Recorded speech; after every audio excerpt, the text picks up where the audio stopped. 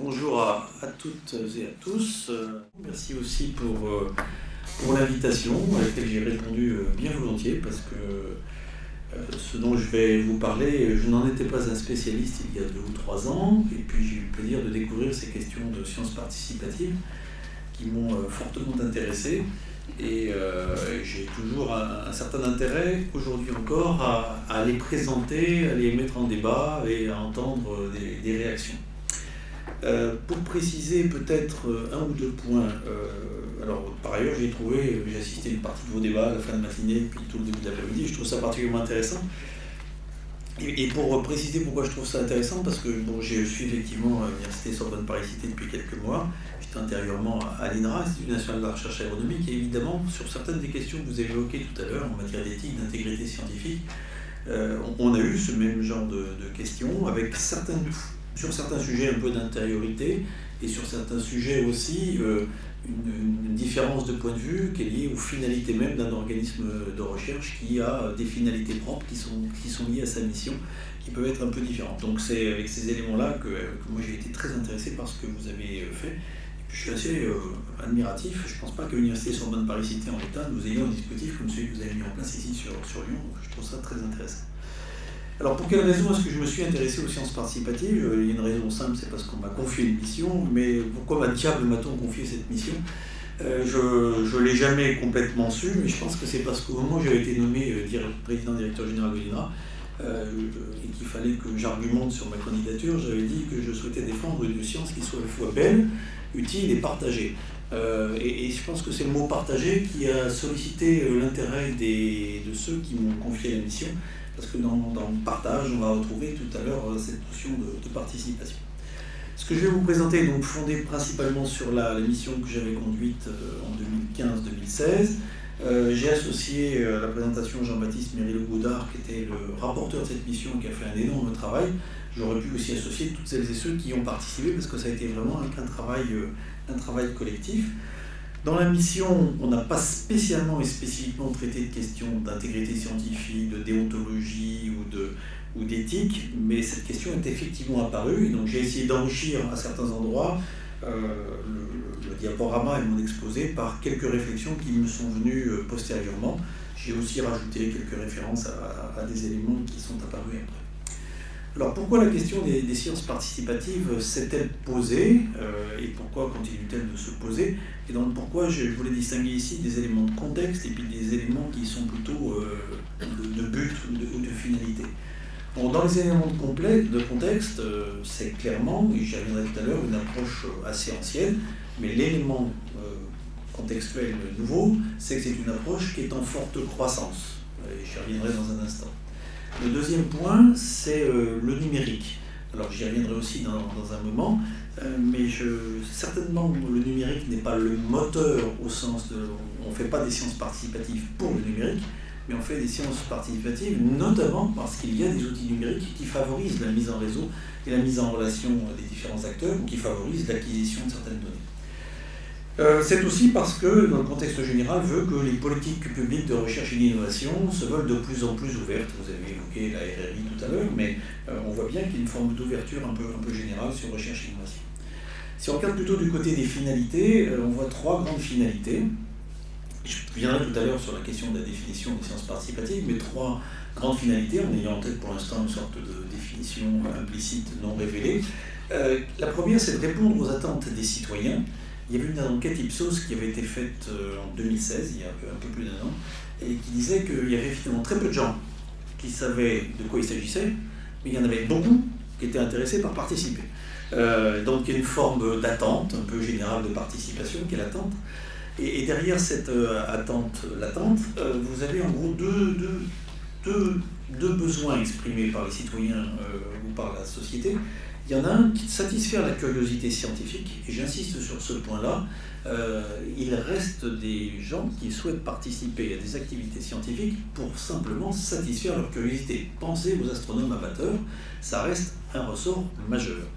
Et puis il y a par ailleurs des tas de gens qui ont des problèmes particuliers parce qu'ils sont malades, ou quelqu'un dans leur famille est malade, ou parce qu'ils ont un problème environnemental de proximité, une pollution de l'eau liée par exemple à des épandages agricoles, des choses de ce type-là, et qui veulent résoudre ce problème et qui font appel à des données scientifiques et qui veulent rencontrer des chercheurs pour pouvoir objectiver soit la formulation du problème, soit trouver des formes de solutions. Et là, on tourne plutôt vers l'innovation d'ailleurs, ou le transfert, que vers la recherche en tant que telle. Donc ça, c'est un ressort profond.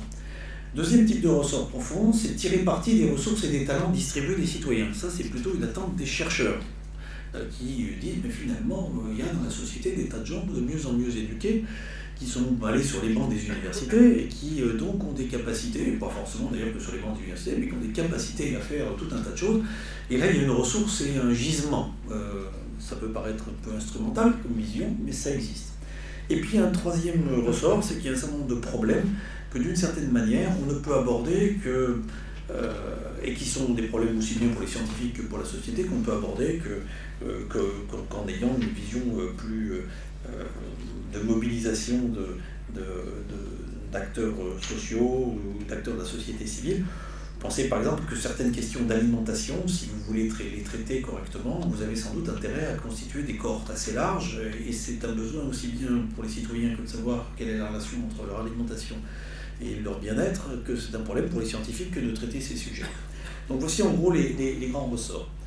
Alors, pour rentrer sur la question des sciences participatives, donc la définition qu'on avait prise, puis après je reviendrai sur la mission. Donc la définition qu'on a formulée en fin de mission, c'était de dire que c'était des formes de production de connaissances scientifiques, donc l'idée c'est bien qu'on produit quand même la connaissance, auxquelles participent, donc le mot participatif, avec des chercheurs, qui ne sont pas, ce n'est pas un collectif de citoyens qui serait auto-organisé, ça pourrait l'être à certains égards, mais enfin donc il y a l'idée qu'il y a à la fois des chercheurs et des acteurs de la société civile qui interviennent à titre individuel ou collectif, et puis de façon active et délibérée. Et je pense que l'idée d'une implication active et délibérée permet par exemple de mettre de côté une partie des travaux de sciences humaines et sociales qui relèvent de l'enquête et où effectivement il y a bien un chercheur qui rencontre quelqu'un à qui il pose 3 questions, mais on ne peut pas pour autant dire que la personne à qui il pose 3 questions, je suis un petit peu rapide dans ma formulation, mais parce que quelqu'un a répondu à une enquête qu'il a réellement été impliqué dans un travail de recherche. Il y a des expressions liées. Dans le monde anglo-saxon, on préfère utiliser le terme de citizen science, mais la traduction française stricte science citoyenne a une forme de connotation parfois militante, parfois politique. On parle aussi de recherche participative. Vous verrez par exemple que la charte qui a été signée le 16 mars dernier parle de science et recherche participative, et ça a d'ailleurs été un combat de certains pour que le mot recherche apparaisse et pas seulement le mot science. Et puis on parle aussi de crowdsourcing, donc d'implication, d'utilisation de données massives produites par des citoyens répartis sur l'ensemble de la planète. Je reviens juste un instant sur ce que je vous ai dit tout à l'heure sur les attendus généraux. Si vous lisez bien cette première diapositive, vous voyez qu'il y a potentiellement toute une série de questions par les finalités et la diversité des finalités qui sont mentionnées ici, toute une série de questions d'éthique qui vont probablement se poser parce que les gens n'ont pas les mêmes systèmes de valeurs. Vous prenez les 3 grandes finalités qui sont citées à la fin, vous voyez bien qu'il va y avoir probablement des façons de travailler un peu différentes. Alors pour rentrer par un exemple particulier, alors par ailleurs je ne suis pas moi spécialiste de sciences participatives au sens où je n'en suis pas un praticien. Je n'ai jamais personnellement participé à aucun projet de ce type-là. Il se trouve que le projet que je connaissais le moins mal, c'est celui que je vous évoque là, parce que c'est un des successeurs dans un labo montpelliérain qui l'a promu, donc il s'appelle PlantNet. Et donc PlantNet, l'idée c'était de dire on va faire de la botanique participative et numérique pour, in fine, développer une application qui tient sur votre smartphone pour identifier, en prenant des photos de plantes, l'espèce en question. Et donc c'est un projet qui associe à la fois des organismes de recherche dont les logos apparaissent ici. Ce qui est intéressant, c'est que vous avez des organismes qu'on va qualifier plutôt botaniques, où ayant des composantes botaniques, l'IRD, le CIRAD, l'INRA, etc. Vous y trouvez l'INRIA, qui apporte une compétence numérique qui a été décisive, et puis vous y trouvez une association qui était la Botanica, et qui est une grande association de botanistes amateurs, avec je pense aujourd'hui, enfin autrefois c'était plusieurs milliers, c'est probablement aujourd'hui une dizaine de milliers ou plus de botanistes qui en sont membres. Donc vous avez bien là des chercheurs de différentes disciplines d'ailleurs, Et puis, d'autre part, vous avez une association, puis vous aviez un financeur initial qui a eu le courage de lancer ce projet. Dans les figures particulières de ce projet, que je décris rapidement, vous voyez se mettre en place une sorte de boucle vertueuse d'enrichissement de données. Vous avez au départ quelques centaines ou milliers de photos qui ont été soigneusement annotées et qui ont été produites pour l'essentiel par des botanistes amateurs, mais plutôt des érudits amateurs, ou par des chercheurs confirmés en botanique. Ces photos ayant été annotées, on les fait passer dans un algorithme qui permet d'identifier rapidement la proximité de la photo que vous avez avec les photos annotées. Et puis vous avez donc un algorithme d'identification, mais au fur et à mesure que vous faites ça, vous récupérez de nouvelles données. Vous avez de nouvelles images qui sont générées par les citoyens, les amateurs, les contributeurs, et vous enrichissez votre base de données. Et donc progressivement se met en place cette sorte de boucle un peu particulière, où avec une certaine mise de fonds, vous allez progressivement améliorer à la fois les algorithmes, la base de données et le service qui est rendu au travers de cet outil d'identification. PlantNet, je ne suis pas là pour faire la pub, hein, c'est juste pour essayer de vous donner sur cet exemple-là ce qu'est un projet particulier et ce qu'il peut emporter. PlantNet est aussi une application, c'est aussi un service aux citoyens. Vous êtes agriculteur et vous avez des mauvaises herbes, en France ou dans la plaine indo-gangétique, vous voulez les identifier, vous êtes un jardinier amateur, vous avez une plante que vous voudriez trouver, vous vous promenez le week-end, vous voyez une plante que vous avez envie d'identifier, vous vous posez la question, vous prenez une photo, donc il y a un service qui vous est rendu. Et donc se sont posées à cette occasion-là toute une série de questions sur la valorisation du produit, c'est une application qui est téléchargée, etc., et qui a été téléchargée un très grand nombre de fois, hein, plus de 3 300 000 fois il y a encore quelques semaines, et ça continue de s'accroître. Donc se sont posées des questions de valorisation particulière sur cet dossier participatif. Et puis ce qui est intéressant aussi, c'est un projet dans lequel à la fois il y a eu des applications qui ont été très locales en France, sur des sujets particuliers, puis vous avez des applications à l'île de la Réunion, à Madagascar, et aujourd'hui ils sont en train de développer ça aux États-Unis. Donc je vous ai pris cet exemple-là pour que vous voyez un peu ce que ça peut recouvrir, et ça n'est évidemment qu'un exemple particulier. Et vous voyez que le numérique est assez présent derrière, hein, parce que vous avez le numérique du smartphone, vous avez le numérique de la base de données, vous avez le numérique d'INRIA en tant que concepteur d'algorithmes, donc vous avez le numérique de différents types qui est caché, et la mise en réseau des botanistes amateurs avec les botanistes professionnels. Quelques autres exemples que j'évoque ici, sur la santé, et sous un angle plutôt d'ailleurs orientation de la recherche que participation à la recherche, le groupe de réflexion avec les associations de malades qui a été mis en place par l'INSERM il y a un certain temps. La biodiversité, avec toute une série, une grave de projets portés par le Muséum national d'histoire naturelle, et notamment un projet des investissements d'avenir, 65 millions d'observateurs. Vous avez les sujets assez classiques, connus d'astronomie, mais sans doute la plus grande application de sciences participatives, ou le plus grand site, c'est l'objet qui s'appelle Zooniverse, qui se présente comme the world's largest and most popular platform for people-powered research. People-powered research, hein, voilà l'expression qu'ils utilisent. Vous avez donc ici un certain nombre de projets, et j'ai repris en verbatim la manière dont ils se définissent en tant que sciences participatives. Un autre projet que j'ai découvert récemment, et je reviendrai dans un instant, vous posiez tout à l'heure la question d'interculturalité. Une des questions que je me suis posée quand on a commencé, mais est-ce que ce sujet-là n'est un sujet qu'occidental, pour faire un peu court? Est-ce que c'est un truc d'Europe et d'Amérique du Nord? Et j'ai travaillé quelques années en Inde, et donc je voulais savoir s'il y avait des projets en Inde, en Asie.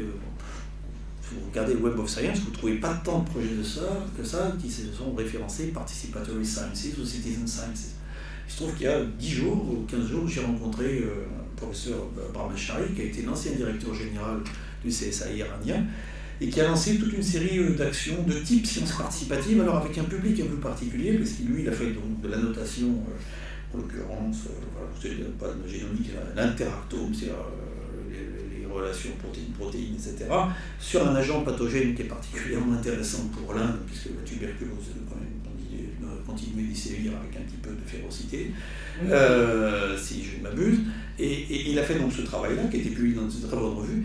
C'est pas réellement de la science participative avec des citoyens lambda, mais il a fait ça avec à la fois des chercheurs qui se sont mobilisés sur ce projet-là, alors que ça n'était pas forcément leur projet de laboratoire, avec des étudiants, dont certains sont des doctorants et dont d'autres étaient des étudiants en bachelor, donc un public un peu particulier. Et en discutant avec Brahma Achari pendant quelques minutes, il m'a convaincu qu'il était en train de monter toute une série d'autres projets de ce type-là. Dernier point que je voulais évoquer dans l'introduction du sujet, vous dire qu'il y a quand même une forte divergence sémantique parmi les acteurs que j'ai rencontrés quand on a exploré, que vous pouvez commencer à sentir à travers les quelques grandes finalités que j'ai exprimées au départ, puis à travers les quelques exemples que j'ai mentionnés.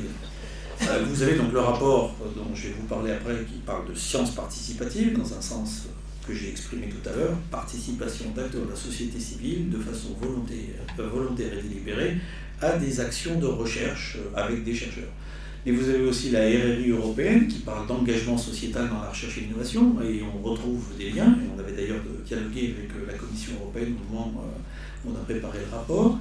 Vous avez le commissaire européen à la recherche qui nous parle d'open science, open innovation, et derrière on retrouve un certain nombre de sujets communs.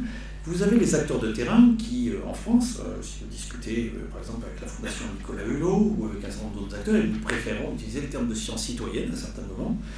Et puis vous avez aussi d'autres acteurs qui vous parleront d'innovation responsable, d'engagement citoyen, de diversité des savoirs. Donc vous avez ici toute une série de termes qui ne sont pas synonymes les uns des autres, mais qui sont connectés les uns aux autres, ce qui d'ailleurs a amené la Commission européenne parfois à s'interroger sur le sens des mots, le sens des concepts et la capacité à avoir une politique cohérente quand on n'est pas tout à fait sûr de parler tous de la même chose. Et dans la suite, quand je vous présenterai quelques éléments bibliométriques, sachez qu'il a bien fallu se mettre d'accord sur la définition, et pour faire de la bibliométrie, et donc la définition, c'est l'équation de recherche qu'il y a là.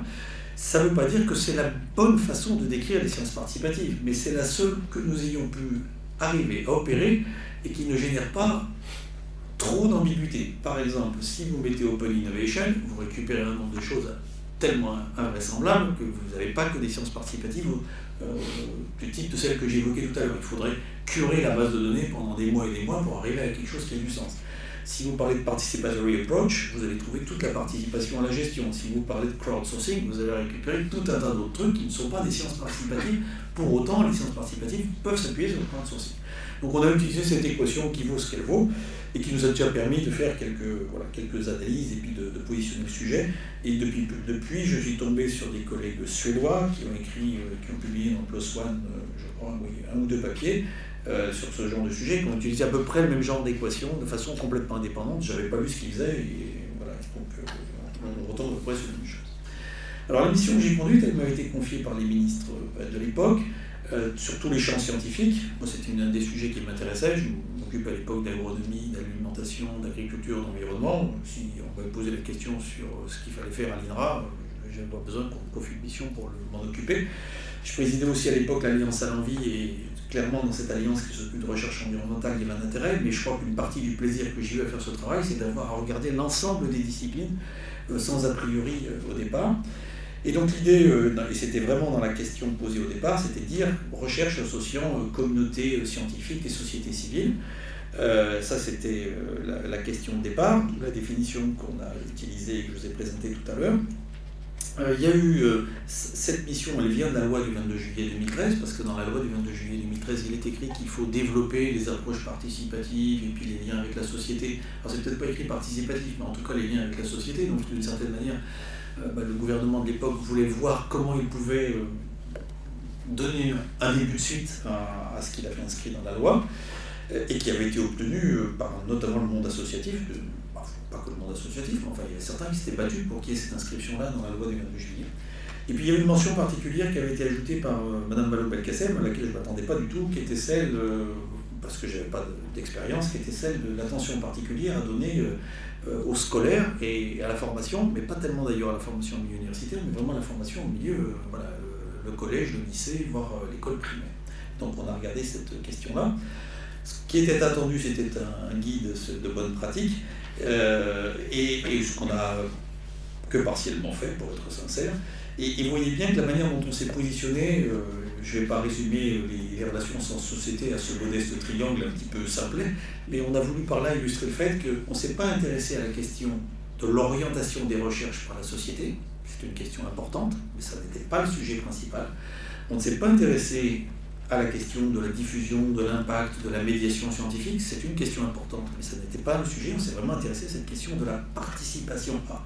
En même temps, c'est un triangle, et vous avez des tas de projets qui sont quelque part au milieu du triangle, sur les arêtes, et vous avez rarement un projet qui soit parfaitement polarisé et qui soit seulement sur un sommet de ce triangle.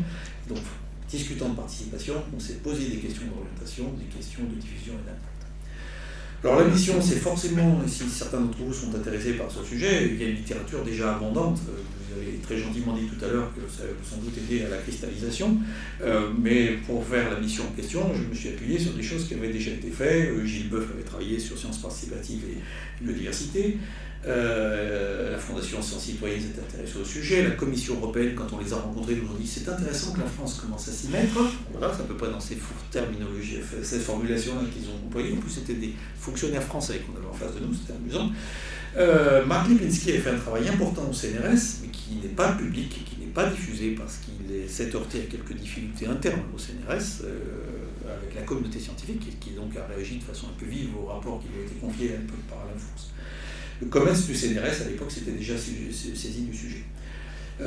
Donc on a adopté une approche assez empirique, une approche aussi assez participative qui nous a amené à faire une enquête, et donc in fine on a dû toucher de l'ordre de 600 à 800 personnes selon la manière dont on compte, ce qui est à la fois sans doute faible par rapport aux dizaines de milliers d'acteurs qui sont impliqués dans des projets de ce genre-là en France, en mettant que les acteurs de la société civile, sans parler des chercheurs ou des enseignants-chercheurs, mais qui est quand même assez significatif par rapport à ce qu'avaient pu faire certains de mes prédécesseurs, parce que là, on a vraiment voulu, avec Jean-Baptiste Mirilou-Goudard et quelques collègues, aller couvrir assez largement le spectre, et puis on a consulté les alliances, la Commission européenne, l'ANR et le CNRS comme un acteur important. Donc ça a donné lieu effectivement à un rapport qui est à la fois en 3 volumes avec un état des lieux, des éléments de bonne pratique tournés principalement vers les porteurs de projets et puis des recommandations plutôt tournées vers les institutions, parce qu'on s'est rendu compte qu'il ne s'agissait pas seulement de bonne pratique, mais qu'à un moment il fallait de façon un peu réflexive revenir vers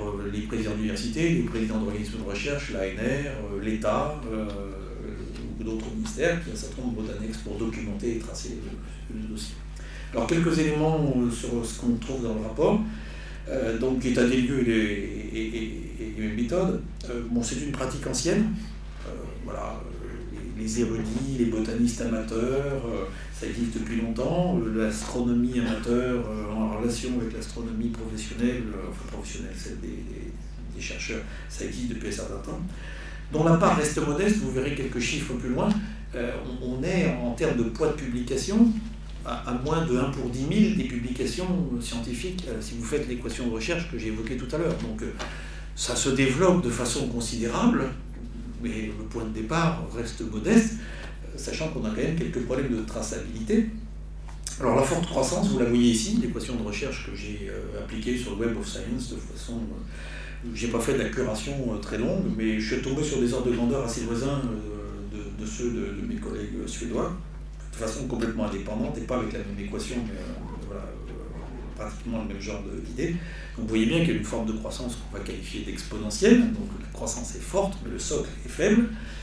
Vous avez par ailleurs ici un point qui montre la proportion de publications faisant référence explicitement aux sciences participatives selon la définition que j'ai employée, mon équation de recherche, par rapport au nombre total de publications dans différentes régions du monde.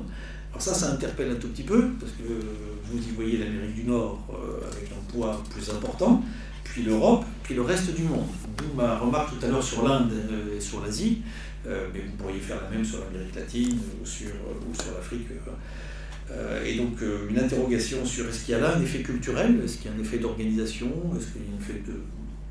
Un certain nombre de pays sont en train d'être forte émergence scientifique, si vous regardez par exemple la Chine aujourd'hui, donc est-ce qu'il y a un effet de maturation, un effet de culture, un effet de politique, je ne saurais pas vous répondre, mais en tout cas on s'est posé cette question. Ce qui est aussi assez frappant, c'est de voir le poids relatif Amérique du Nord versus Europe, et en Amérique du Nord, c'est le Canada. C'est-à-dire si vous cherchez des gens qui sont les plus, en valeur relative, les plus impliqués sur ces questions de sciences participatives, vous y trouvez vous trouverez des Canadiens.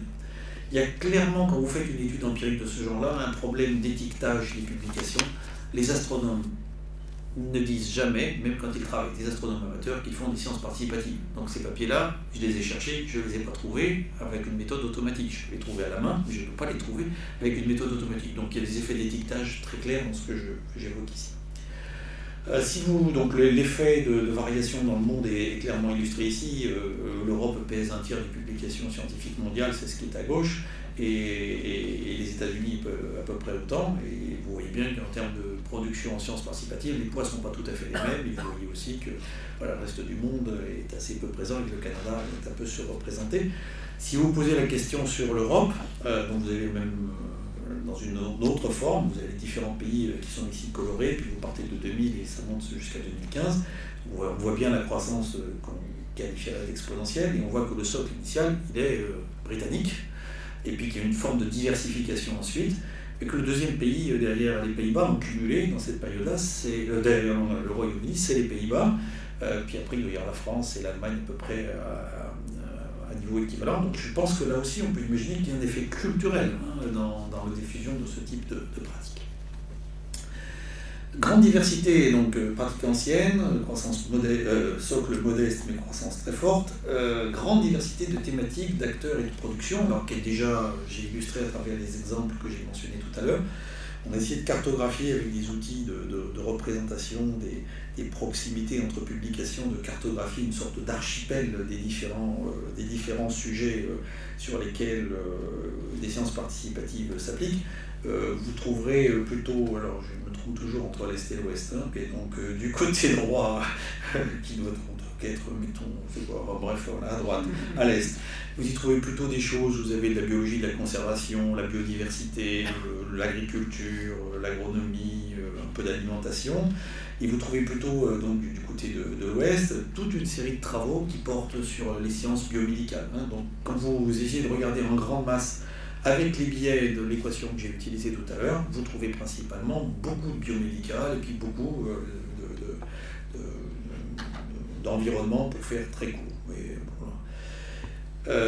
Mais quand on regarde bien, on trouve des projets dans à peu près toutes les disciplines. Et un des sujets fascinants, c'est que depuis un an et demi que le rapport a été remis, comme on m'invite un peu partout à parler du sujet, je découvre des tas de projets. Donc j'ai par exemple découvert qu'au CERN, parce que des hypothèses de base, c'est quand on faisait de la physique de base, en fait, de la science très instrumentée, très lourde et très fondamentale, il ne pouvait pas y avoir de participation. Et maintenant, j'ai découvert un jour une physicienne du CERN qui nous a expliqué qu'il y avait plusieurs formes de participation de citoyens à des activités de recherche fondamentales.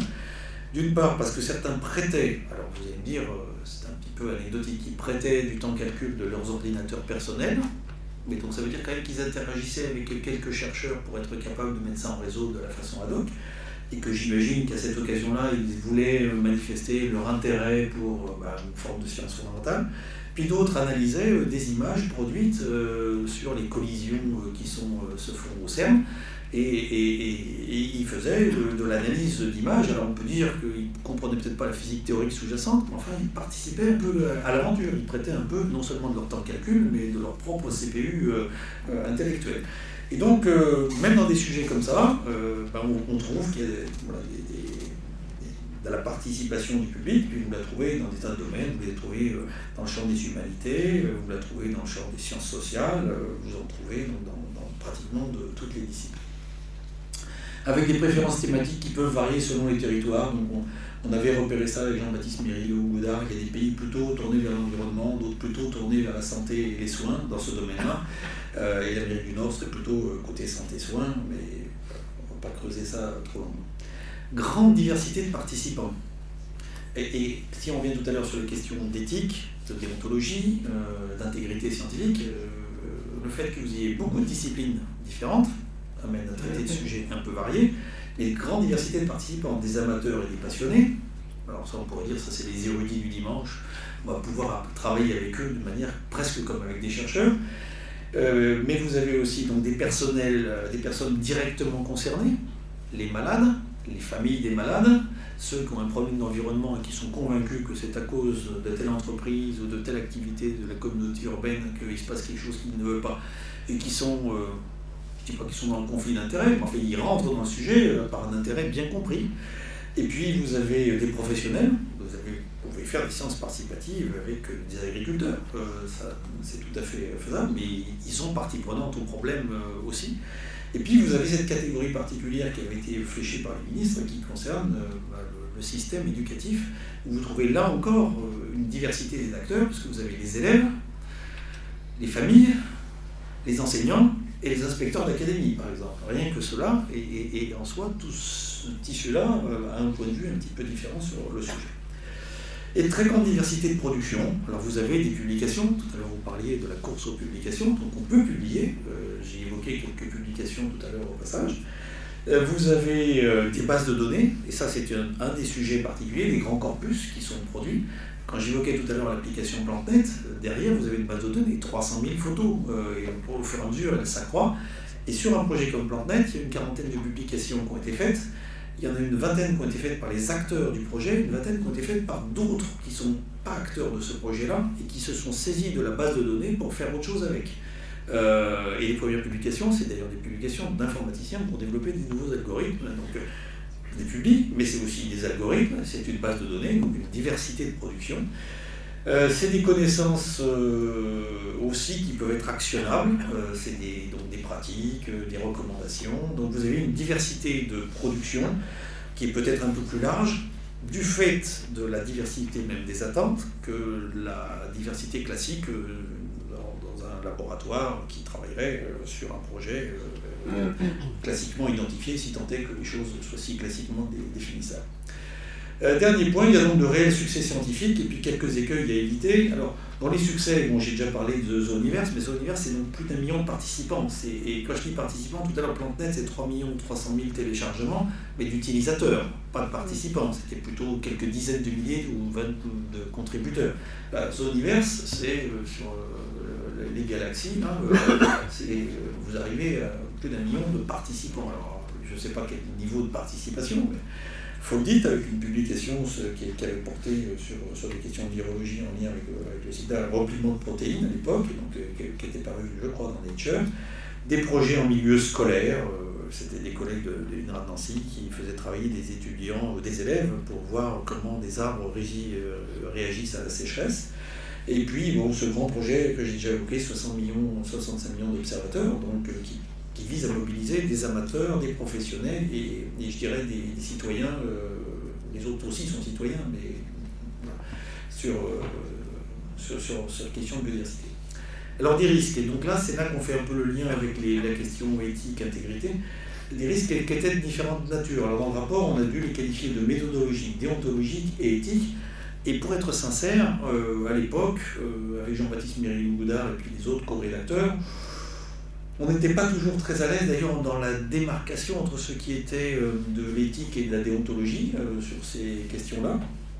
Alors, dans la méthodo, vous avez des questions assez simples du type la qualité des protocoles, la qualité des données, la complétude des plans expérimentaux. Vous avez par exemple, dans 65 millions d'observateurs, ou en lien avec 65 millions d'observateurs, un joli projet qui s'appelle Viginature École, qui vise à faire dans les écoles, des élèves, y compris primaires, si je ne m'abuse, identifier un certain nombre de taxons selon des méthodes prédéfinies, et puis communiquent les données et on les met en réseau.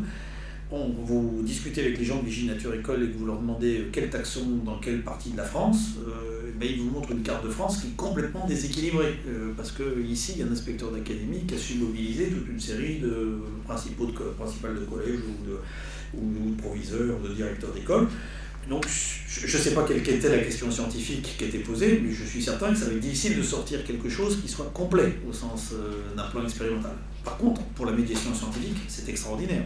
Pour les élèves, ça peut sans doute être quelque chose de remarquable. Donc, je ne critique pas le projet, mais vous voyez bien qu'il y a entre intéresser des élèves à la science d'un côté, les intéresser à la biodiversité de l'autre, et puis produire de la connaissance scientifique, c'est pas tout à fait la même chose.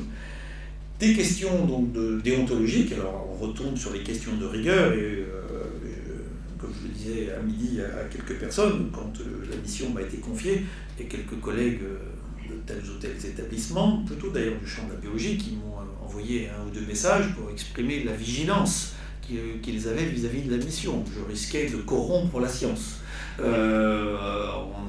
voilà, donc ils sont restés très courtois et très affables, plus avec moi qu'ils ne l'avaient été avec quelques autres avant, mais peut-être parce que j'ai insisté sur cette notion de rigueur d'emblée, mais il y a bien là un sujet. Il y a un autre sujet qui est presque plus proche. Alors, est-ce que c'est de la déontologie ou est-ce que c'est de l'éthique?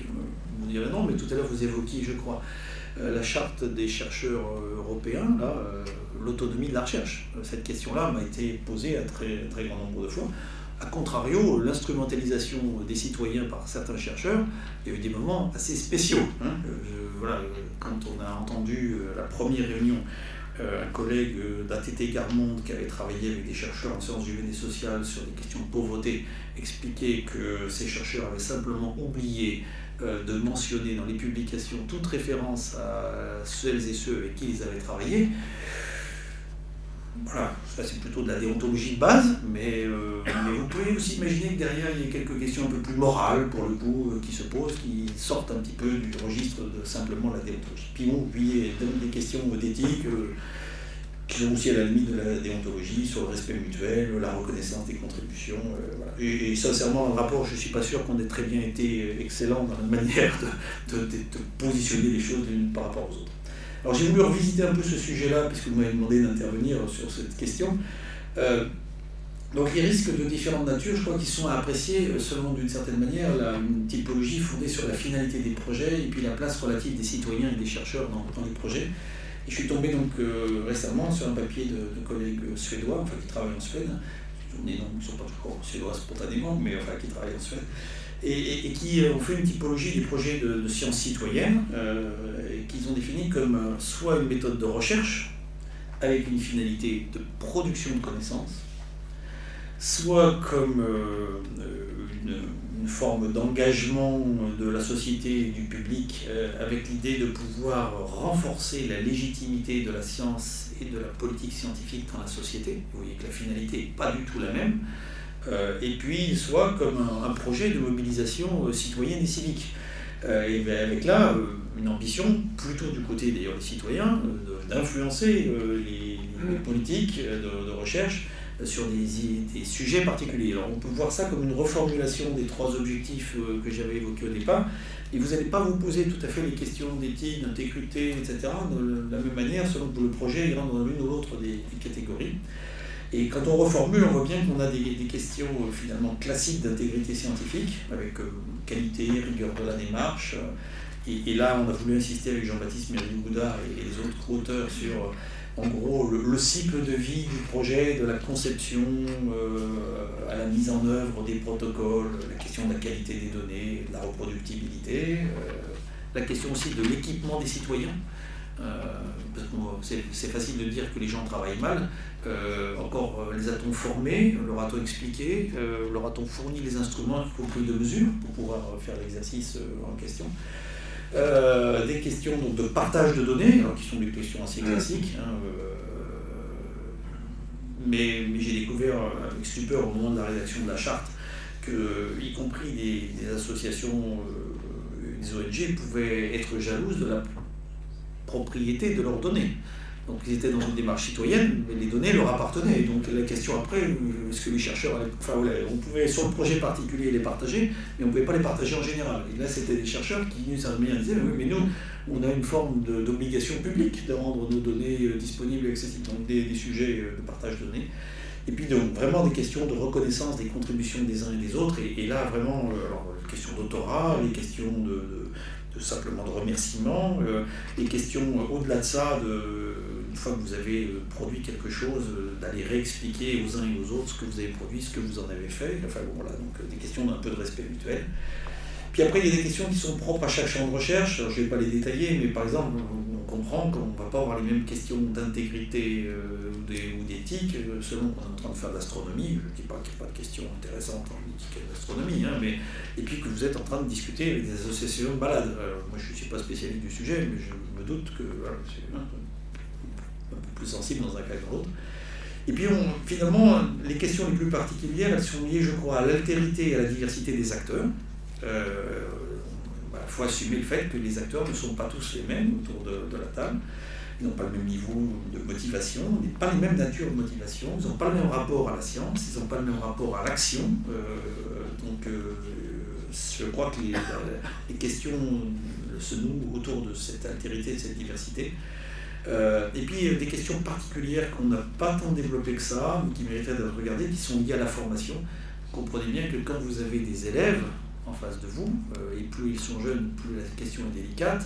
La première mission, s'ils sont dans une école, ça peut être intéressant qu'ils apprennent grâce ou par la recherche, mais ils ne sont pas là pour produire de la connaissance. Ils sont d'abord là pour se former, être éduqués.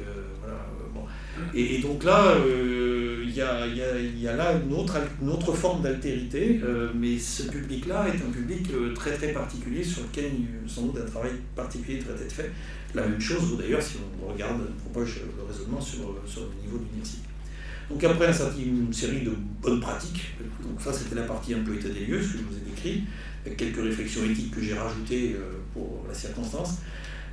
Ensuite, des bonnes pratiques pour les porteurs de projets. Et donc là, le point sur lequel on a voulu insister avec Jean-Baptiste Miry-Goudard, c'est de dire qu'il ne s'agit pas juste d'une question de qualité des données, comme on nous l'avait dit au départ, il faut regarder le cycle de vie du projet depuis la co-construction avec les uns et les autres.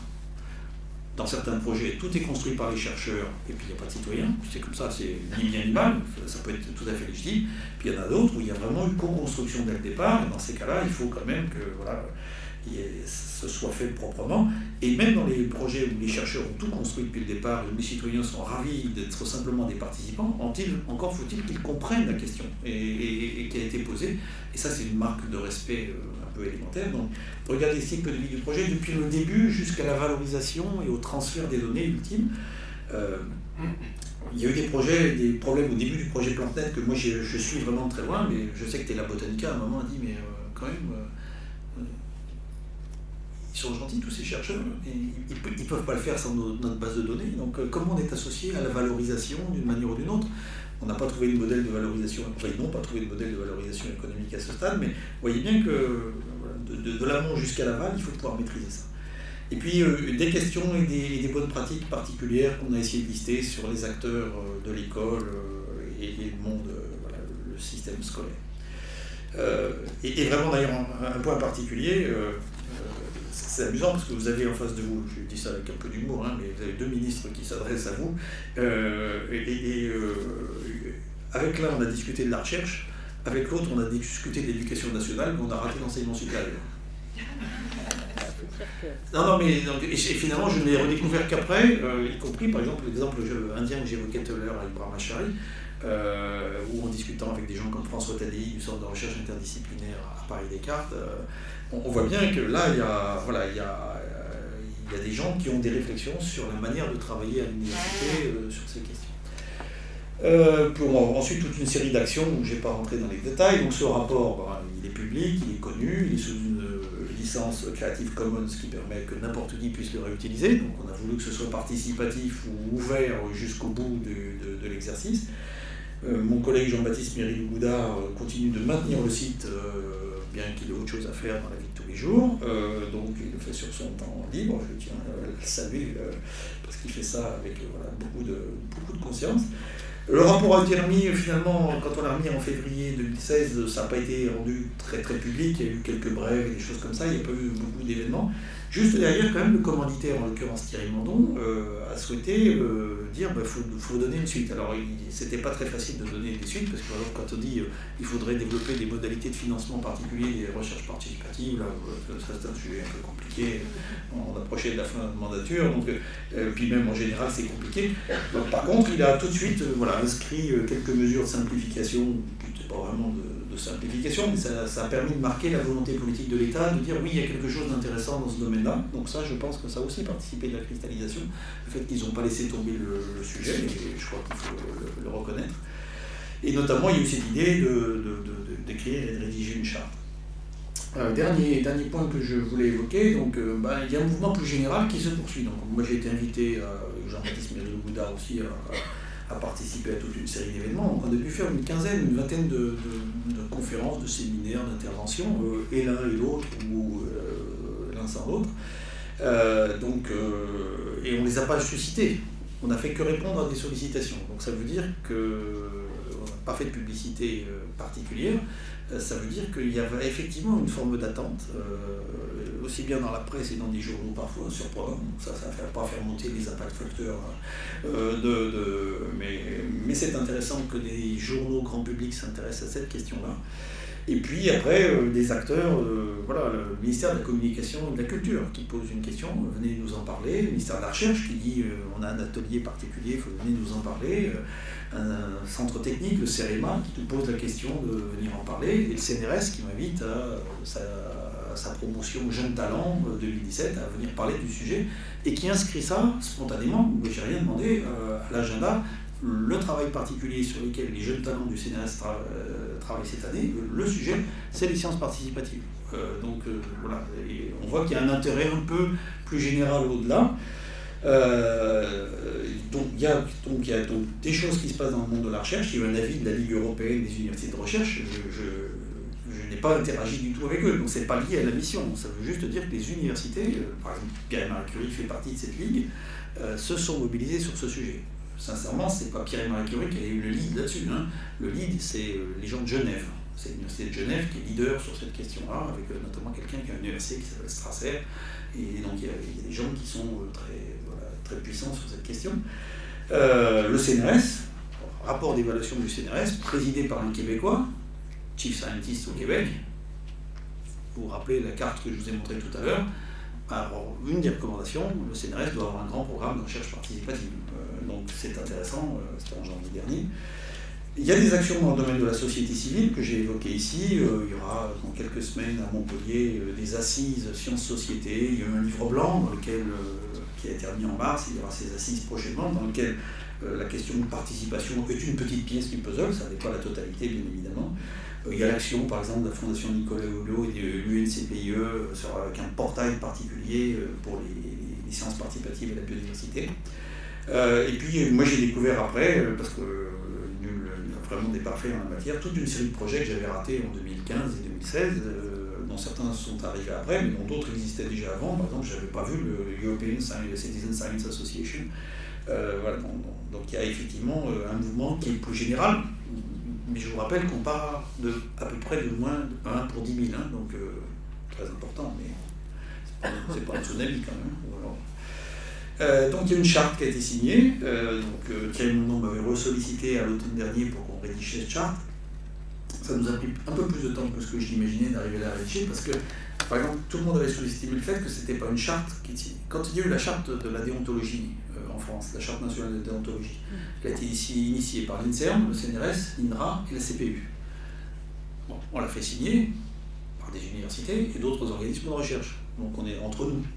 Là, il faut signer la charte avec des associations, des ONG, des ministères techniques comme la culture, l'agriculture ou l'environnement qui sont intéressés par le sujet. Et donc il faut qu'il y ait un deal qui soit passé entre des organismes de recherche, des universités et les autres.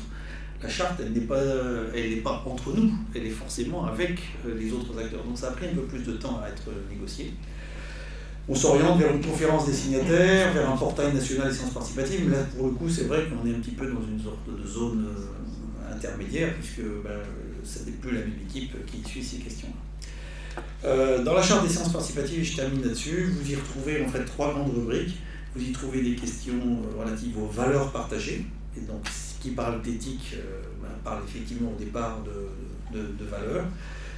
Avec des sujets qui ont été parfois un peu délicats, le point sur la diversité des savoirs à l'œuvre et le pouvoir d'agir des acteurs, la science étant considérée comme un lieu de pouvoir par des acteurs de la société civile. Donc là, ça a été difficile d'écrire les 2-3 bullet points sur ce point-là, parce que on l'avait vu dans le rapport, mais arriver à le traduire dans une charte n'a pas été si évident que ça. Bon, je pense qu'on est arrivé. Ensuite, des choses plus classiques de type déontologie et intégrité scientifique, que j'ai déjà un peu évoqué tout à l'heure, mais avec des points particuliers, par exemple, sur le respect de la vie privée, qui sont des points qui sont évidents.